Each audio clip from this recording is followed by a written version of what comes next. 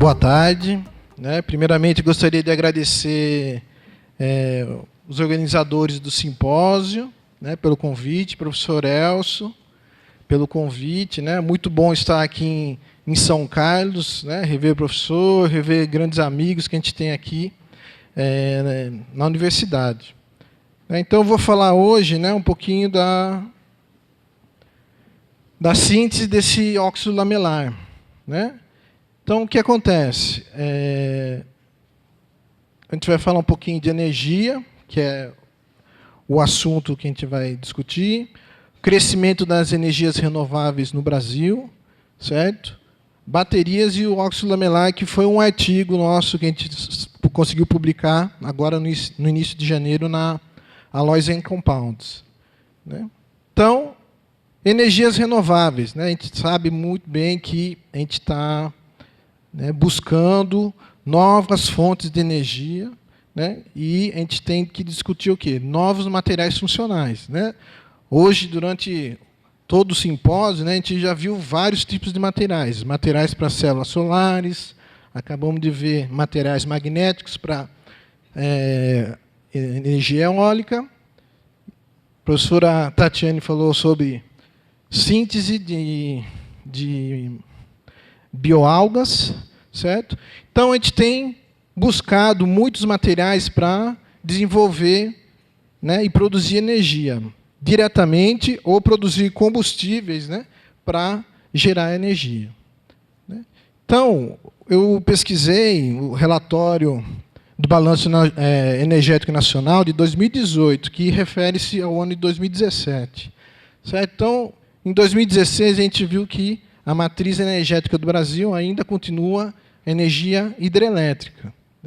Mas tinha o quê? 5,4% de eólica, 0% de solar. Certo? Já no ano de 2017, essas duas fontes renováveis, a eólica a gente aumentou para 6,8% e teve-se o início da solar. Lá em Natal, algumas casas a gente já consegue ver painel solar em casas. Certo? Então, qual é o foco dessas energias renováveis? Em Natal a gente tem bastante, Natal, Ceará, a gente tem grande quantidade de parques eólicos, e a energia solar está ficando no quê? A gente chama de micro e mini geração, que é o quê? É o que eu acabei de falar. As placas solares em casas, o custo da placa solar de silício vem reduzindo, então está se aplicando bastante nesses micro e mini geradores. Então, a fonte, a matriz energética do Brasil está iniciando as fontes renováveis. Então, vou mostrar para vocês uma grande dificuldade das energias renováveis, que a gente precisa buscar soluções. Aqui a gente tem um gráfico que eu achei bem interessante. É um gráfico de consumo vezes produção do mês de janeiro na Alemanha. Certo? Então, a gente tem o mês inteiro aqui de janeiro. Aqui, em vermelho, a gente tem o consumo energético. Azul é a produção de energia eólica, e esse amarelinho aqui, laranja, é a produção solar. O que vocês podem ver nesse gráfico? Que a gente tem dias com grandes produções de renovável e dias, ou semanas, que a gente tem uma baixa produção. Certo? Então, o grande problema da energia renovável é o quê? A intermitência, a dependência de vento, de sol e de outros meios. Então, a pergunta que a gente tem que fazer: como podemos superar o problema de intermitência de fontes renováveis? Então, a resposta que eu dou para vocês é desenvolvimento de dispositivos de armazenamento de energia. Certo? Então, as baterias, os dispositivos de armazenamento de energia, são hoje o grande foco das energias renováveis. A produção de energia, a gente já está conseguindo novos materiais para superar. Mas a gente precisa o quê? Conseguir superar essa intermitência. Então, a gente tem alguns dispositivos de gerenciamento de energia, que é o quê? Dispositivos que têm um grande tempo de descarga e grande quantidade de energia. Né? Os de curto prazo, que são o quê? Distribuem quantidade, né, significativa de energia em pouco tempo. Exemplo, os capacitores e supercapacitores. E manutenção da energia. Por exemplo, o no-break, cheio de bateria dentro, acabou a energia, ele estabiliza e vai mantendo. Então, no-break nada mais é do que um monte de bateria para fornecer energia quando acabar. Certo? Então, entre as pilhas e baterias, a gente tem uma diversidade de baterias. Baterias alcalinas, né? As baterias de chumbo, níquel e hidreto, e assim por diante. Mas as que se destacaram, né, no mercado e fizeram uma revolução nos dispositivos eletrônicos foram quem? As baterias de íon lítio. Certo? Então, qual que é a vantagem dessa bateria em relação às outras? Né? A gente tem uma elevada densidade de energia, né? São leves e não apresentam o efeito memória. O que é esse efeito memória? É o que a gente fala, a bateria está viciada. Né? Isso aí, viciada, nada mais é que a bateria tem uma transição de fase dentro da descarga, né? E a gente vai perdendo capacidade dessa bateria. Né? As baterias de lítio não têm. Por que não tem as baterias de lítio? Porque elas funcionam da seguinte maneira. Né? As baterias comerciais, hoje em dia, que a gente tem de lítio, a grande maioria é composta pelo cátodo de lítio-cobalto, certo? E o anodo de grafite. Então, o que a gente faz? Quando a gente faz a carga da bateria, o que a gente está fazendo? Está tirando os íons lítios dos compostos lamelares do cátodo e introduzindo no grafite. Quando a gente faz a descarga, a gente faz o inverso. Os íons lítios saem do grafite, intercala no cátodo e produz eletricidade para o nosso dispositivo. Certo? Então, basicamente, a bateria de lítio funciona assim. Né? Os íons vão indo e voltando para cada lado. Certo? Então, qual que é o problema das baterias de lítio? Né? As baterias de lítio, o problema é o seguinte. Né? Com o crescimento dos carros elétricos, né? E os dispositivos eletrônicos, né? A gente tem uma previsão de consumo, né? Projeções de quase 500 mil toneladas de lítio. Certo? Porém, as reservas de lítio, né? Elas são escassas e algumas em áreas de conflito. Né? Por exemplo, do Zimbábue, no Chile, as grandes reservas de lítio no Chile estão no deserto, então a extração é difícil. Certo? Então, o que se pensou? Né? O desenvolvimento das baterias de íon sódio. Certo? Pensou-se, né, substituir o íon lítio pelo íon sódio. Por quê? Porque a gente tem uma abundância muito grande de sódio, né? A gente tem reservas de sódio, né? No mar, né? Em vários lugares. Baixo custo de produção do sódio. Mais sustentável, porque a produção, os sais utilizados na bateria de lítio são os carbonatos, né? E são complicados de se obter.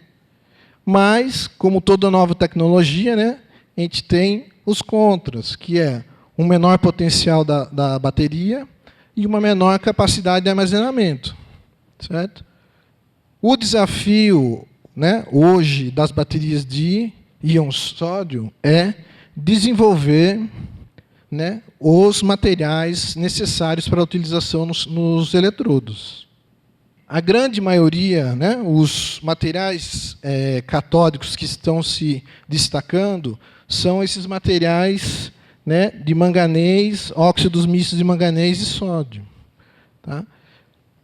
E porque apresentam grandes semelhanças com o óxido misto de lítio e cobalto. Então, tem-se estudado essas estruturas, né, que foram classificadas por esse grupo de pesquisadores franceses, que está relacionado ao quê? O3, P3, P2. O que quer dizer isso? Né? O O quer dizer o quê? Os íons sódios estão localizados em sítios octaédricos. E P estão localizados em sítios prismáticos. Certo? E a numeração está relacionada ao quê? Ao número de lamelas no material. Essa é uma classificação só por simples, né, porque a gente tem alguns polimorfos envolvidos. Então, como que a gente fez o material? Uma descrição rápida da síntese. A gente colocou os precursores em água, fez a adição do cloreto de guanidina para usar como um surfactante na síntese. Né? Colocamos esse material em meio ultrassônico por 20 minutos, até formar um gel. Esse gel foi colocado em estufa em 100 graus e foi realizado o tratamento térmico. Certo? Então, a síntese é muito simples, rápida, certo? E a gente conseguiu o material. Né? A gente fez a caracterização toda, só para ficar... O material, a gente vai chamar ele de NM, M, e a porcentagem da quantidade de guanidina. Tá? Então, a gente fez a caracterização estrutural do material, né, e a gente chegou à conclusão que a gente tem a estrutura tipo P2, que é a estrutura que vem apresentando dessas três que eu apresentei, é a que tem o melhor resultado que está se apresentando. Né? O estudo da morfologia, né, a gente viu que a influência da guanidina foi o quê? Melhorar a distribuição das partículas. Né? A gente tem um material bem aglomerado, a gente tem, com 2%, a desaglomeração desse material. E com 4%, a gente tem o quê? Uma melhoria na morfologia do material, que ele sempre a grande maioria são placas desse estilo. Certo? Então, vamos lá. Vamos iniciar os testes eletroquímicos do material. Né? Então, a gente fez curvas de carga e descarga galvanostática nessa faixa de potencial. Né? Então, a gente observou o quê? Que os dois materiais, com 2% e 4% do material, apresentaram capacidades muito próximas do valor teórico. Certo? Só que o que acontece? A gente observou que a gente teve uma baixa eficiência do material, né, para o número de ciclos que eu vou explicar um pouquinho para frente. Certo? Então, o que acontece? A gente foi estudar por que dessa baixa capacidade, né? essa baixa eficiência. Então, o que a gente fez? A gente fez um ciclo de carga e descarga, né, e acompanhou esse ciclo por difração de raio-x. Certo? Então, o que a gente observou? Que nesse platô de 4 volts, a gente tem a estrutura P2. Certo? Quando a gente chega, né, no potencial de 4.2, a gente tem o quê? A transição de fase, né, da P2 para O2, né, com a presença desse pico principal dessa fase. Certo? Então, o que acontece? Isso daí não é bom, né, para a bateria, porque essa transição de fase vai estar roubando capacidade do material. Certo? Então, a gente fez o quê? Um estudo da cinética de descarga. Né? O que isso quer dizer? C2, C10, C5, C2. Né? Quer dizer, a gente está aumentando a corrente de descarga da bateria. Né? Como a gente pegasse o nosso celular. Pega o celular, ele está quietinho lá. Aí você liga, acende a tela. Né? A gente consome energia. Liga um aplicativo, consome energia. Liga a lanterninha do celular, e assim por diante. O que a gente observou? O altas densidades de correntes, né, os materiais, né, que não foi sintetizado com guanidina e 8%, né, foram afetadas, né, muito afetadas na perda de capacidade. Certo? Já os materiais com 2% e 4%, né, conseguiram reter essa capacidade suficiente. Certo? Então, o que acontece? Quando a gente tem, né, a gente faz a descarga da bateria de 2 a 4,3 volts, a gente tem uma maior capacidade do material. Porém, a gente tem essa transição de fase. Essa transição de fase o quê? Prejudica o quê? O ciclo da bateria, que é o quê? Carga e descarga. Né? Então, essa bateria aqui durou apenas 50 ciclos. Então, quer dizer, ninguém quer comprar um celular que vai usar só 50 vezes. Né? Então, essa bateria não serve. Então, o que a gente fez para tentar resolver o problema? Vamos tirar essa transição de fase. Então, a gente limitou a carga da bateria em 4 volts. Certo? O que acontece? Perdemos em capacidade, porque a gente limitou a voltagem. Porém, a gente aumenta o número de ciclos. Certo? Então, a gente fez novamente a cinética, né, da descarga, e, novamente, os melhores resultados foram os materiais sintetizados com 2% e 4% de guanidina. Certo? E uma coisa que a gente conseguiu observar é o seguinte, que esses materiais, né, depois que a gente retirou a corrente de descarga, eles retornaram praticamente ao inicial de capacidade. Certo? Então, o que a gente fez? Então, a gente retirou essa transição de fase e vamos estudar o quê? Número de ciclos. É importante isso para uma bateria. Uma bateria de lítio, né, a gente consegue fazer, né, as melhores baterias de 1.500 a 2.000 carga e descarga. Certo? Então, a gente começou a estudar essa parte, né, e a gente observou o quê? Que o material, né, com 2% de guanidina manteve uma retenção de capacidade de 68 mAh por grama durante 200 ciclos, mantendo uma capacidade de 97%.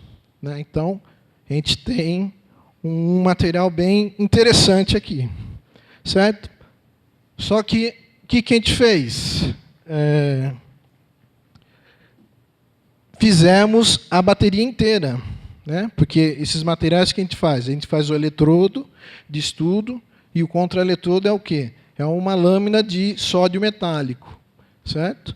Então, o que a gente fez? A gente pegou o nosso material e pegou um carbono, né, que a gente já tem caracterizado. O que a gente observou? Que a bateria, né, respondeu muito bem, mantendo a mesma capacidade que a gente teve, de 70 mAh por grama, durante 20 ciclos.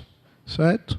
Então, isso daí que demonstrou, né, que esse material tem um bom potencial de ser utilizado como um eletrodo, né, na bateria de sódio.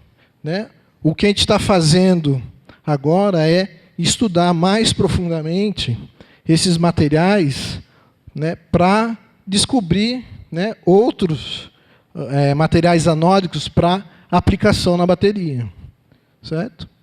Então, como conclusões, né, a gente tem que o crescimento de produção de energia por fontes renováveis tem cada dia mais aumentado, né?